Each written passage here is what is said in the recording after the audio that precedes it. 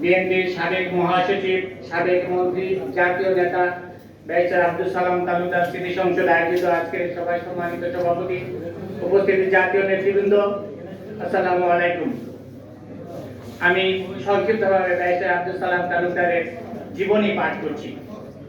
বাংলাদেশ জাতীয়তাবাদী দল বিএনপির সাবেক মহাসচিব, জাতীয় স্থায়ী কমিটির সাবেক সদস্য, 4 দলীয় লিয়াজু কমিটির সাবেক চেয়ারম্যান, জাতীয় নেতা ব্যারিস্টার আব্দুল সালাম তালুকদারের 25তম মৃত্যুবার্ষিকী উপলক্ষে কেন্দ্রীয় কর্মসূচির অংশ হিসেবে আজকে আলোচনা সভা এবং দোয়া মাহফিল।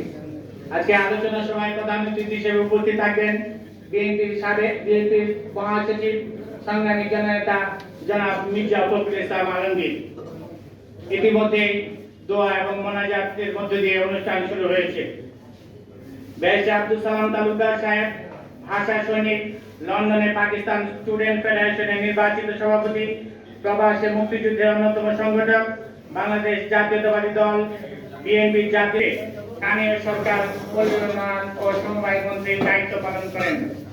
1936 সালে 4 নভেম্বর জামালপুর জেলার সরিষাবাড়ি উপজেলার মূলবাড়ি অর্থাৎ তালুকদার বাড়ি গ্রামের এক সম্ভ্রান্ত মুসলিম পরিবারে তিনি জন্মগ্রহণ করেন। মরহুম রিয়াজউদ্দিন তালুকদারের সন্তান কালাম তালুকদারের শিক্ষা জীবন শুরু হয় 1942 সালে।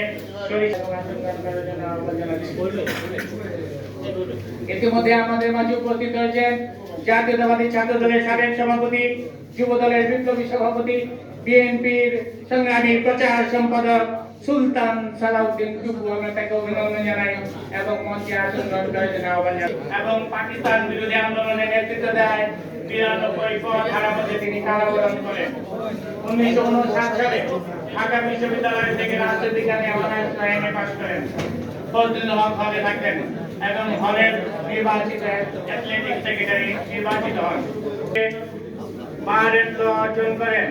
1971 সালের শেষ দিকে 1969 সালে লন্ডনের ঐতিহ্যবাহী অনারেবল সোসাইটি অফ ইংলিশ থেকে ব্যারিস্টার অর্জন করেন।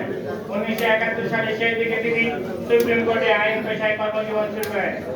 1976 সালে ডেমোক্রেটিক লীগের মাধ্যমে রাজনীতিতে যুক্ত হন।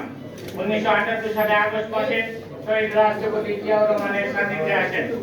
একই বছর 1 সেপ্টেম্বর বিএনপি কেন্দ্রীয় আহ্বায়ক কমিটির প্রতিষ্ঠাতা সদস্য নিযুক্ত হন। 1979 সালে জাতীয় সংসদ নির্বাচনে বিএনপি মনোনীত প্রার্থী হিসেবে সরিষাবাড়ি থেকে বিপুল ভোটে জয়লাভ করেন। 1981 সালে শহীদ জিয়াউর রহমান তাকে আইন এবং সংসদ বিষয়ক প্রতিমন্ত্রীর দায়িত্বে নিযুক্ত করেন। ব্যারিস্টার সালাম তালুকদার সাহেব হৃদরোগে ভুগছিলেন। 1985 সালে আমেরিকায় তার ওপেন হার্ট সার্জারি হয়। দেশনেত্রী বেগম খালেদা জিয়া 3 জুলাই 1988 সালে ব্যারিস্টার আব্দুল সালাম তালুকদারকে বিএনপির মহাসচিব নিযুক্ত করে জাতীয় স্থায়ী ও নির্বাহী কমিটি গঠন করেন।